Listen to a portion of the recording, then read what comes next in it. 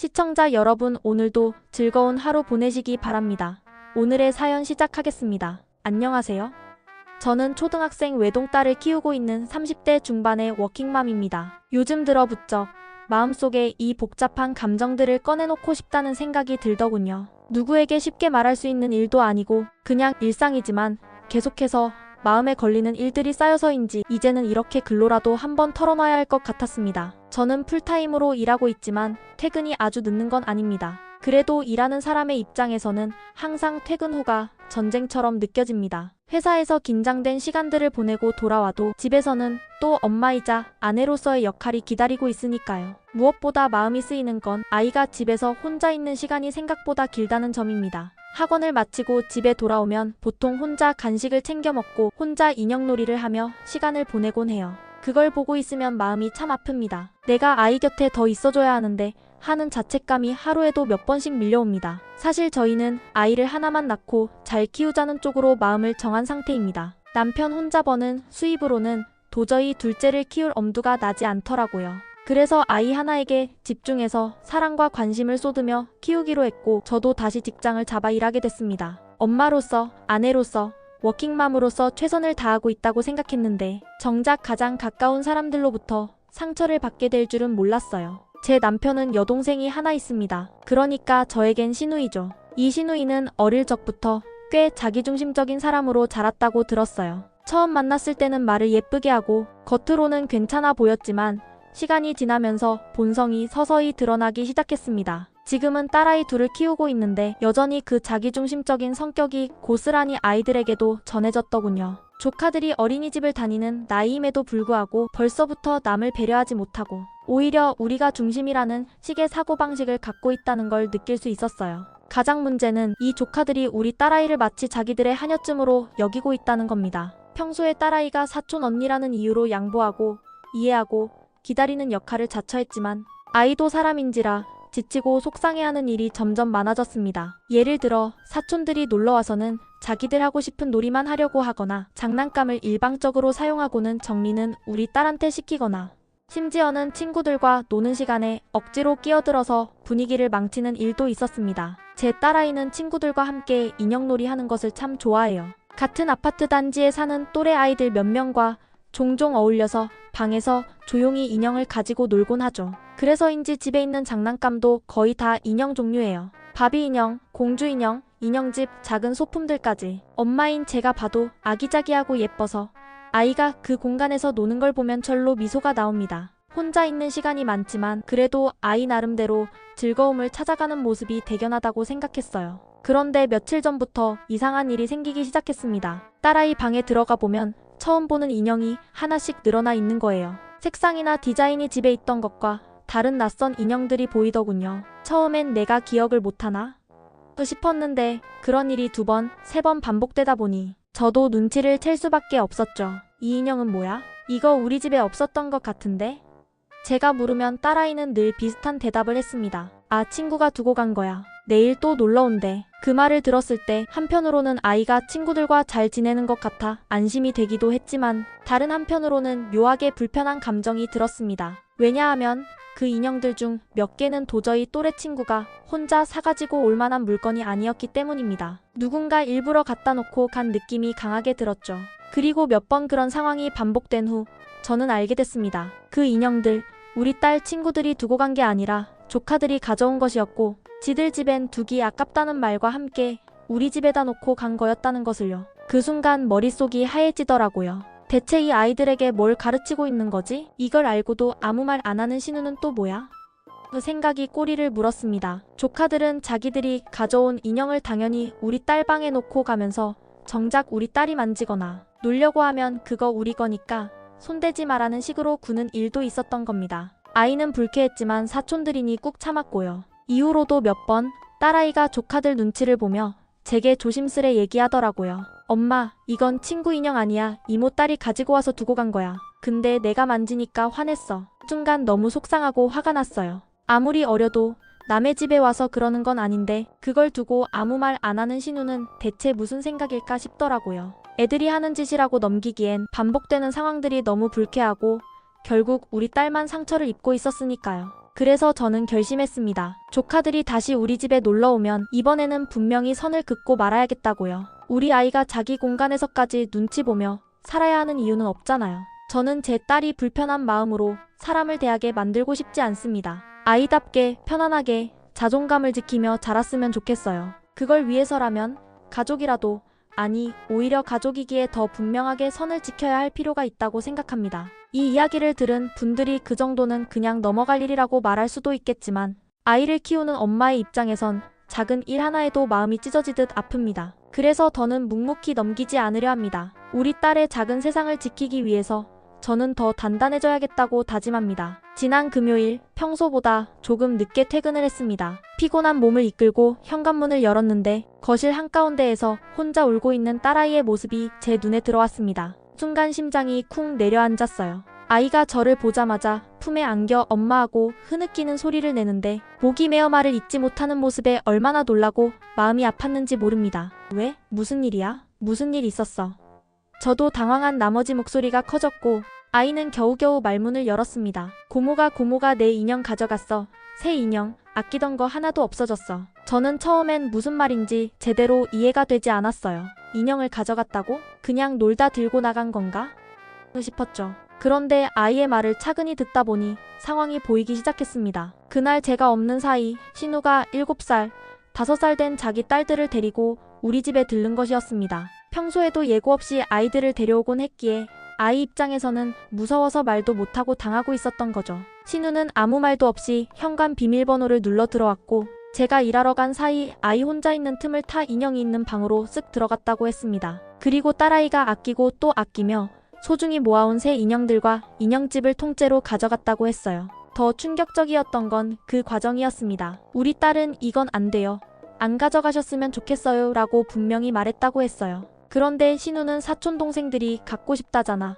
언니면 양보도 할 줄 알아야지라는 말만 반복하며 인형들을 아이 눈앞에서 쓸어 담듯 챙겼다고 합니다. 아이는 그걸 보고 있었지만 말릴 수 없었고 그렇게 눈물만 삼키고 기다리고 있었던 거죠. 저에게 말도 못하고 엄마가 올 때까지 그냥 울면서 있었던 겁니다. 저는 아이를 꼭 안아주며 달래려고 애썼지만 손끝이 덜덜 떨릴 정도로 화가 나 있었습니다. 어떻게 이런 일이 어떻게 남의 집, 남의 아이 물건을 그 집 주인도 없는 상황에서 멋대로 가져갈 수 있는 거지? 딸은 계속해서 엄마 걔네가 내 인형 머리카락도 막 뜯고 얼굴에 펜으로 낙서했어. 나 걔네 오는 거 싫어라고 중얼거리는데 그 말을 들을수록 속이 부글부글 끓어올랐습니다. 조용히 분노를 사귀고 있을 때 마침 신랑이 퇴근에 들어왔습니다. 저는 아이를 품에 안고 그대로 상황을 설명했습니다. 아이가 얼마나 속상해했는지, 인형을 얼마나 아끼는지, 그리고 신우가 얼마나 무례한 짓을 했는지 하나하나 다 말했습니다. 처음엔 남편도 깜짝 놀라는 눈치였지만 제 말이 끝날 무렵에는 미간이 찌푸려지더군요.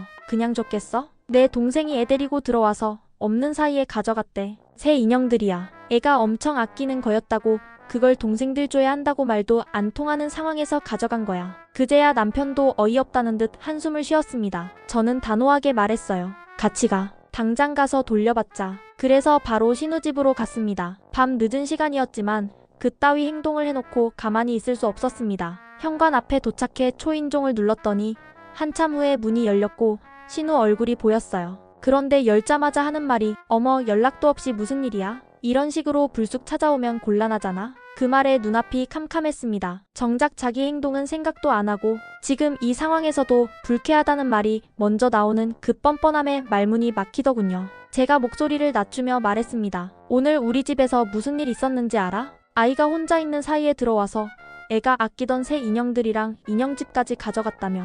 애가 울고 있었어. 자기가 직접 말렸는데도 가져갔다고 하더라고. 그랬더니 신우는 한숨을 푹 쉬며 말했습니다. 애들이 금방 질려해. 좀 갖고 놀다가 곧 돌려줄 건데 왜 이렇게 예민해? 예민? 정말 그 단어가 나오자 저도 더는 참지 못했습니다. 지금 그게 할 말이야? 애가 울고 있을 정도면 그냥 장난감 문제가 아니잖아. 내 딸들이 어떻게 갖고 놀고 있는지 알아? 머리카락 뜯고 얼굴에 낙서하고 바닥에 패대기 치고 난리더라. 그걸 보고도 돌려줄 거라고? 그런 상태로? 신우는 제 말에 당황하긴커녕 여전히 가볍게 웃으며 얘네 원래 좀 험하게 놀아라는 식으로 넘기려 했습니다. 그 모습에 남편도 한마디 했습니다. 그래도 허락도 없이 그건 아니지. 우리 딸이 진짜 아끼던 거야. 그건 좀 선 넘은 거야. 하지만 신우는 그래? 그럼 가져가. 어차피 애들이 갖고 놀다 버릴 거였는데 뭐라는 식으로 무책임하게 말하며 거실 쪽을 손가락으로 가리켰습니다. 그 말을 듣는 순간 진심으로 인간관계를 다시 생각하게 되더군요.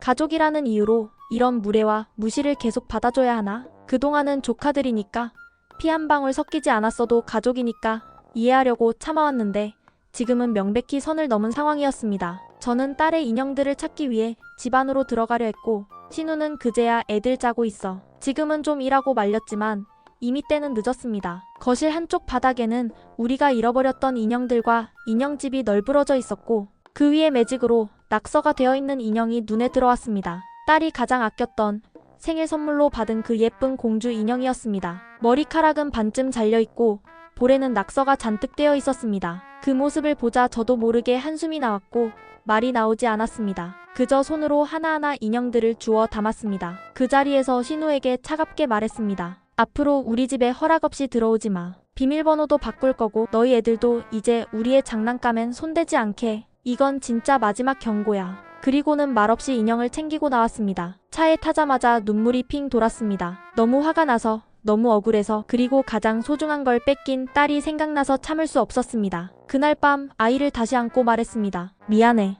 엄마가 더 잘 지켜줄게. 다시는 아무도 내 물건 함부로 못하게 할게. 저는 지금도 다짐합니다. 가족이라는 이름으로 아이가 또다시 상처받게 놔두지 않겠다고요. 이건 단순한 장난감 싸움이 아니라 아이의 마음을 지켜주는 문제니까요. 그 난장판 속에서도 우리 딸아이는 조용히 눈물만 흘리고 있었습니다. 아무 말도 하지 않고 입술을 꾹 다문 채로 눈물이 볼을 타고 흘러내리는 모습에 제 가슴은 쿵 하고 내려앉았습니다. 그 눈물 한 방울이 제 이성을 송두리째 흔들고 있었어요.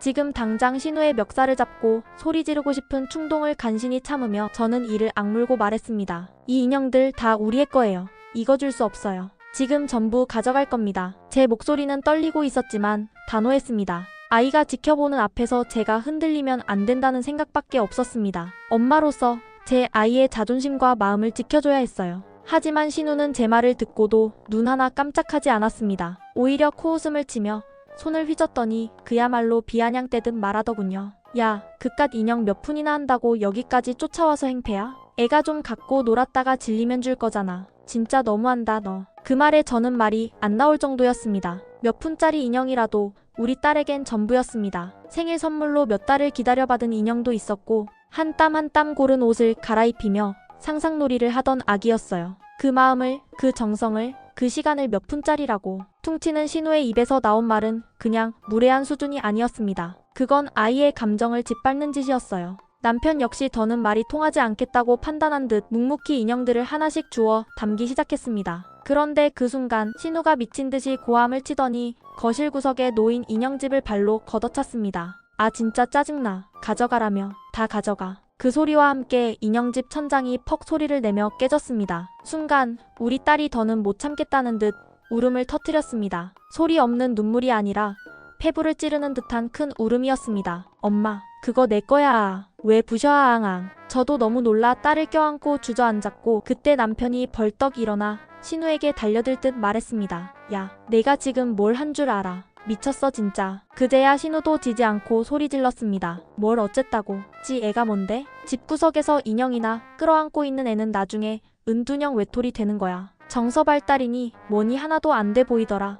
그딴 애 키우는 너희도 문제지. 순간 방 안의 공기가 멈춘 듯 했어요. 저는 입을 벌린 채 숨도 못 쉬고 우리 딸은 울음을 멈춘 채 고개를 숙였습니다. 그 한마디는 단순한 인형 싸움이 아니라 아이의 존재 자체를 부정하고 조롱한 말이었습니다. 그 다음은 정말 상상하지 못한 일이 일어났습니다. 남편이 신우에게 다가가더니 닥쳐 하고 말한 뒤 신우의 뺨을 그대로 내리쳤습니다. 짝 고막을 울릴 정도의 소리였고 신우가 순간 휘청거릴 정도였습니다. 아이들이 다 지켜보고 있었습니다. 신우의 딸들, 우리 딸, 그리고 저 모두가 멈춰 있었습니다. 저는 그 장면을 보는 순간 손끝이 떨렸습니다. 이건 아니야. 아무리 그래도 그 상황이 옳고 그름을 따지기 전에 아이들 앞에서 그런 일이 벌어졌다는 사실이 저를 얼어붙게 만들었습니다. 신우는 곧장 소리를 지르며 방 안을 뛰쳐나갔고 너 진짜 끝났어. 고소할 거야. 경찰에 신고할 거야. 미친놈이 지 여동생 뺨을 때려? 애들이 있는데 하며 소리를 질러댔습니다. 남편은 말을 잇지 못하고 인형 가방만 꼭 쥐고 있었고 저는 멍한 상태에서 딸아이를 품에 안았습니다. 인형들을 하나하나 모아 챙기고 망가진 인형집도 조심스레 들고 나가려는 순간이었어요. 그 와중에도 신우는 입을 쉬지 않았습니다. 그런 이상한 애 데리고 뭐 어쩌겠다고? 사회성도 없고 나중에 학교도 제대로 못 다니겠다. 인형밖에 모르고 아주 애를 외톨이로 키우는구나. 참 잘한다 엄마 노릇. 그 말에 저도 결국 폭발했습니다. 차갑게, 또렷하게, 그리고 지금까지 쌓였던 분노를 지식이듯 쏟아냈습니다. 말 같지도 않은 소리 작작해라. 도둑질도 모자라서 강도질까지 해놓고 지금 누구를 욕하고 있어? 네가 오늘 한 짓이 뭐냐? 남의 집에 허락도 없이 쳐들어와서 애 물건을 마음대로 가져가고 끝내 못 주겠다고 하니까 발로 차서 부숴? 그걸 보고 자란 네 딸들은 나중에 뭐가 되겠냐? 그래, 우리 딸은 인형 가지고 논다. 근데 네 딸들은 그걸 훔쳐가고 부수고 남의 물건이 뭐든 되는 줄 아는 애들이야. 진짜 정서발달 걱정해야 할 집은 우리 집이 아니라 니네 집이야. 제발 너부터 똑바로 살아라. 지금 네가 보여주는 거 네 애들 고스란히 따라할 테니까. 그 말을 하고 문을 닫으며 나왔습니다. 손에 든 인형 가방은 무거웠고 아이는 울다 지쳐 제 어깨에 고개를 묻은 채 숨죽여 흐느끼고 있었어요. 남편도 말이 없었습니다. 그날 밤 집으로 돌아오는 차 안에서 아무도 말이 없었습니다. 하지만 저는 마음속으로 이렇게 되뇌었습니다. 이건 끝이야. 이제 다시는 절대로 이 인간들과 뒤섞이지 않을 거야. 내 아이 하나 지키는 데 있어서 가족이고 뭐고 더는 중요하지 않아. 그리고 그날 이후 저는 신우와의 모든 연락을 끊었고 남편에게도 단단히 못을 박았습니다. 다신 네 동생 내 앞에 끌어오지 마. 이번엔 진짜 용서 못해. 그 난리 속에서 신우의 남편, 그러니까 제 제부는 거실 한쪽에 멀뚱히 서 있었습니다. 시끄러운 싸움이 벌어지고 아이들이 울고 있는데도 그는 한마디도 하지 않았습니다. 입술만 앙 다물고 고개를 숙인 채 마치 이 상황이 자신과는 아무런 관련이 없다는 듯 그저 조용히 눈치만 보고 서 있는 모습이었습니다. 그걸 본 저는 너무 어이가 없었어요.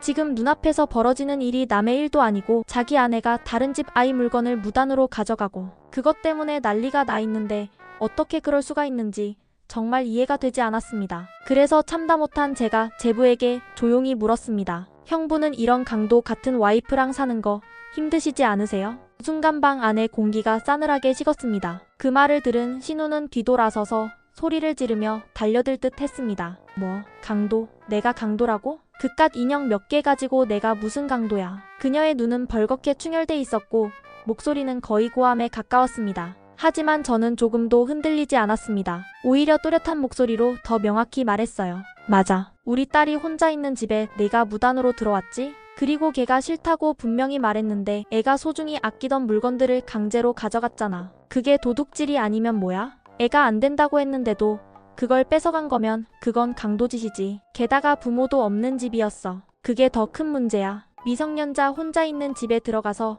물건을 가져간 건 법적으로도 심각한 범죄야. 그 말에 신우는 얼굴을 붉히며 씩씩댔고 결국 아이들 앞에서 저에게 입에 담지 못할 욕설을 쏟아붓기 시작했습니다. 미친년 사이코지 딸이 별나서 문제지 지가. 맨날 감정적으로 군다 같은 막말이 계속 튀어나왔습니다. 그 순간 아이들 모두가 멈춰섰고 신우 딸들도 무언가 이상하다는 눈치로 엄마를 올려다보았습니다. 저는 그 장면을 보며 차라리 웃음이 났습니다. 그리고 평정심을 잃지 않은 채 웃으며 말했습니다. 그래, 네 말대로 신랑이 뺨 때린 거 꼭 고소해. 난 환영이야. 왜냐면 나도 오늘 있었던 일 그대로 경찰에 신고할 거거든. 미성년자만 있는 집에 무단으로 침입하고 아이가 싫다고 말했음에도 그 아이의 물건을 가져간 건 절도보다 심각한 주거침입 강도 미수죄로 볼 수 있다는 거 알아? 아이 앞에서 허락도 없이 마음대로. 내가 한 행동 그냥 장난 아니야. 진짜 법적으로도 문제될 수 있어. 한번 정식으로 따져보자고. 네가 얼마나 잘했는지. 그 말을 들은 신우는 당황한 눈빛으로 제부를 보더군요. 하지만 제부는 여전히 침묵한 채 아무 말 없이 고개만 떨구고 있었습니다. 그 모습이 전 참으로 한심하게 느껴졌습니다. 누군가는 이 판을 정리해야 할 위치에 있는 사람이 끝까지 방관자였다는 것. 결국 신우가 저지른 모든 행동에 대해 그는 암묵적으로 동의하고 있다는 것과 다름없다고 생각했습니다. 결국 남편과 저는 딸아이의 인형들과 부서진 인형집의 남은 조각들을 모두 챙겼습니다. 그리고 현관문을 나서려는 순간까지도 신우는 멈추지 않았습니다. 이런 것 때문에 애를 그렇게 키워서 뭐하냐. 그래, 지 딸은 인형 하나 없어졌다고 울고불고 오버하는 이상한 애니까. 그런 애가 학교에서 잘 지내겠냐? 하. 너네나 잘해. 저는 더는 대꾸하지 않았습니다. 그런 막말에는 응답할 가치도 없었고 이미 오늘 이 집안과는 돌이킬 수 없는 선을 넘었다는 걸 알고 있었기 때문입니다. 현관문을 닫고 나서도 아이는 제 손을 꼭 잡고 말없이 서 있었습니다. 눈은 부어 있었지만 울음을 그쳤고 한참을 아무 말 없이 걷다가 차에 탔습니다. 차 안은 고요했습니다. 남편도 저도 딸도 말이 없었어요. 그저 무겁고 서늘한 침묵만이 흘렀습니다. 그렇게 조용히 차를 몰고 가다 저는 딸아이를 위해 뭔가를 해주고 싶다는 생각이 들었습니다. 이대로 집에 들어가면 오늘 하루가 완전히 상처로만 남을 것 같아서였습니다. 그래서 우리는 잠시 마트를 들렀습니다. 바로 토이스로요. 장난감 코너에 들어서자 딸의 눈이 조금씩 반짝이기 시작했습니다. 저는 아이에게 조용히 말했어요. 엄마가 새 인형집 사줄게. 오늘 일은 오늘 여기서 끝내자. 너한테 상처로만 남지 않았으면 좋겠어. 아이의 얼굴이 조심스럽게 풀리기 시작했고 결국 가장 좋아하던 인형 시리즈의 새 인형집을 골랐습니다. 매장 직원분도 아이 얼굴을 보고 눈치를 챘는지 리본 포장을 예쁘게 해주셨고요. 그걸 받아든 딸은 작게 정말 조용하게 말했어요. 고마워 엄마. 나 앞으로는 내 거 절대 못 가져가게 할 거야. 저는 그 말이 너무 대견하고 기특해서 순간 울컥했어요. 그래 이제 너도 알아야 해. 세상에는 내 것을 지키기 위해 말해야 할 때가 있고 울기보다는 목소리를 낼 줄 알아야 한다는 것을. 그날 밤 집에 들어와서는 남편과 함께 딸아이에게 단단히 이야기해줬습니다. 평일에 고모가 오더라도 혼자 있을 때 절대 문 열어주면 안 돼. 엄마 아빠 허락 없이는 누구에게도 문 열지 마. 딸아이는 고개를 끄덕이며 알았다고 했고 저는 비밀번호도 곧장 변경했습니다. 그날 이후로 우리 가족은 전보다 훨씬 단단해졌습니다. 사건은 분명 고통스러웠지만 이 일을 통해 우리는 서로를 더 잘 지켜야 한다는 걸 배웠습니다. 그리고 무엇보다 우리 딸은 스스로의 것을 지킬 줄 아는 강한 아이로 자라가고 있다는 것을. 그 일이 있고 난 다음 날 토요일 아침부터 시어머니의 전화가 끊이질 않았습니다. 처음엔 한두 번 울리다 끊기길래 무시했는데 오전 내내 계속 울리더니 결국 하루 동안 20통이 넘는 전화가 왔습니다. 그 집요함에 혀를 내두를 지경이었어요. 그런데 이상한 건 시어머니는 신랑에게는 한 통도 전화를 하지 않고 오로지 저에게만 전화를 걸어왔다는 점이었습니다. 처음엔 의아했고 곧 짐작이 갔죠. 아, 신우가 또 자기 입맛대로 얘기했구나. 분명 또 피해자 코스프레에 눈물까지 얹어 저를 이상한 며느리로 만들었을 겁니다. 그래서 그날 남편에게 말했어요. 어머니 계속 전화 오는데 받아야 할까? 남편은 단호하게 말했습니다. 받지 마. 지금 엄마가 누나 말만 듣고 흥분해 있는 것 같은데 괜히 더 상처받을 수 있어. 하지만 전화를 계속 무시하고 있자 제 마음속에도 여러 감정이 뒤섞여 올라왔습니다. 화도 나고 억울하기도 하고 솔직히 궁금하기도 했어요. 신우가 도대체 무슨 말을 했길래 어머니가 저렇게 열을 내는 건지. 그리고 무엇보다 저도 할 말은 해야겠다는 생각이 강하게 들었습니다. 결국 오후 늦게 전화를 받았습니다. 수학이 넘어 시어머니의 첫 마디는 예상대로였습니다. 그깟 인형 몇 개 가지고 그렇게까지 난리를 피워야 했니? 순간 가슴이 철렁 내려앉는 기분이었어요. 아니, 어머니 입에서도 그 말이 나올 줄은 몰랐습니다. 역시 신우는 자기 유리한 쪽으로만 말을 전달했던 거죠. 얼마나 교묘하게, 얼마나 비겁하게 꾸며댔을까요? 하지만 저는 침착하게, 차분한 어조로 말씀드렸습니다. 어머님, 저도 처음엔 인형이 뭐 대수냐는 생각이 잠깐 들긴 했어요. 그런데요, 아이가 혼자 있는 집에 부모도 없는 상태에서 신우가 아이 의사와 상관없이 무단으로 들어와서 아끼는 인형들과 인형집을 통째로 빼앗아간 건 단순한 장난이 아닙니다. 아이의 눈물과 외침을 무시하고 그 물건들을 강제로 챙겨간 건 절도 그 이상이었어요. 솔직히 전 그걸 강도짓이라고밖에 말할 수 없어요. 그 말을 듣고도 시어머니는 한숨을 쉬며 말했습니다. 그래도 그냥 신우한테 준 셈 치고 영희우리 딸한테 하나 더 사주면 될걸 거기까지 쫓아가서 그렇게 난리를 피웠어야 했니? 그 순간 피가 거꾸로 솟는 느낌이 들었습니다. 어머님, 그건 아니에요. 아이가 그 장난감 하나 사달라고 매달렸던 것도 아니고요. 생일 때 받은 인형이고 아끼던 인형집이에요. 아이는 그걸 매일 꺼내어 닦고 옷을 갈아입히고 친구처럼 대했던 거예요. 근데 그걸 아이가 싫다는데도 억지로 가져가고 심지어 그 자리에서 인형집을 발로 차서 부숴버린 일이 장난인가요? 그게 장난이라면 어머님은 대체 죄가 뭔지 어디까지 허용하실 수 있나요? 시어머니는 말을 잇지 못했습니다. 전 그 틈을 놓치지 않고 이어 말했어요. 신랑은 이번 일 월요일에 정식으로 경찰에 신고할 거라고 말했습니다. 저도 동의해요. 신랑이 신우 뺨을 때린 건 물론 잘못이죠.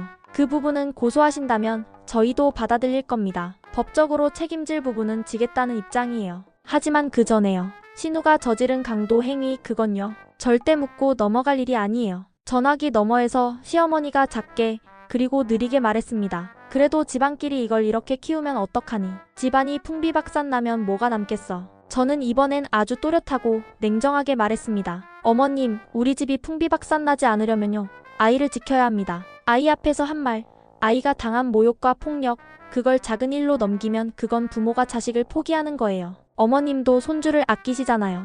근데 그 손주가 혼자 있는 집에서 울면서 고개를 숙이고 있는 모습 상상해 보셨어요? 다시는 그런 일이 있어선 안 됩니다. 그래서 저는요, 신우가 꼭 감옥에 가야만 우리가 안심하고 살 수 있을 것 같아요.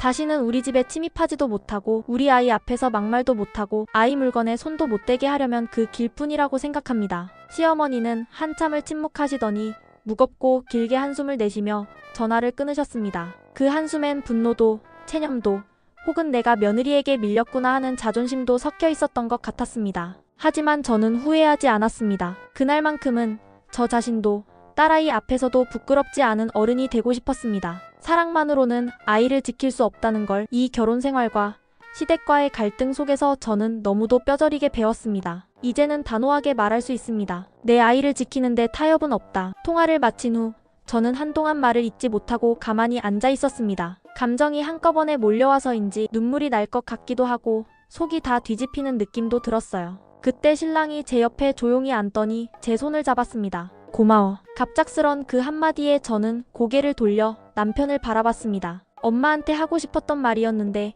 네가 대신 말해줘서 고마워. 사실 나도 전화 받으면서 몇 번이나 끊고 싶었는데 엄마니까 또 말을 아꼈던 것 같아. 근데 너는 할 말을 정확히 했더라. 나 대신 나서줘서 정말 미안하고 고맙고. 남편의 말에 저는 말없이 고개를 끄덕였습니다. 사실 저도 어머니와 그렇게 날선 대화를 나누게 될 줄은 몰랐습니다. 하지만 누군가는 해야만 했고 남편이 침묵하고 있는 사이 저는 우리 아이를 위해서 행동할 수밖에 없었습니다. 저는 지금도 그 선택을 후회하지 않습니다. 신랑과 저는 그 자리에서 다시 한번 깊이 얘기했습니다. 이번 일은 그냥 넘어갈 수 없다고.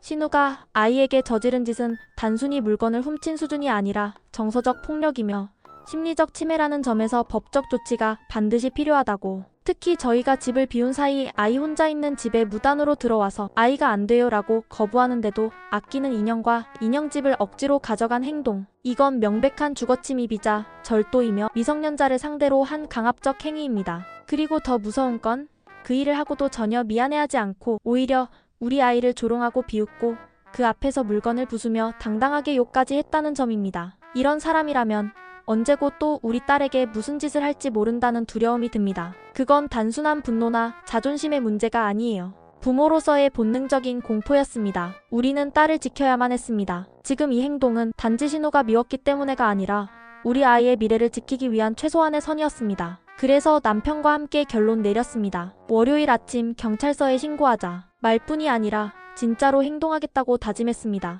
솔직히 아직도 믿기지 않습니다. 어떻게 조카가 싫어요. 안 돼요 하며 우는데도 그 아이의 소중한 물건을 빼앗아가며 아무렇지도 않게 행동할 수 있는지, 도대체 어떤 사고방식으로 살아왔길래, 어떤 가정 교육을 받았길래 그렇게 뻔뻔하게 행동하고는 그깟 인형이라고 비웃을 수 있는 걸까요? 신우에게 어떤 선처도 없을 것입니다. 이제 와서 눈물을 흘리든 무릎을 꿇든 어떠한 변명과 후회도 저희 마음을 돌리지는 못할 겁니다. 이미 너무 많은 선을 넘었고 이미 너무 많은 상처를 남겼습니다. 아이의 눈물, 부서진 인형, 그리고 그날 저녁의 절망감은 평생 저희 기억 속에 지워지지 않을 상처로 남았으니까요. 신우가 앞으로 어떤 태도를 보일지는 저도 모르겠습니다. 평소처럼 또 적반하장으로 나올 수도 있고 혹은 고소가 시작되고서야 다급하게 울며 매달릴지도 모르죠. 하지만 저는 남편도 이번만큼은 눈 하나 깜짝하지 않고 법대로 끝까지 가기로 결심했습니다. 이 모든 일의 끝이 어떻게 흘러갈지는 모르지만 하나는 분명합니다. 저희는 절대로 다시는 아이 앞에서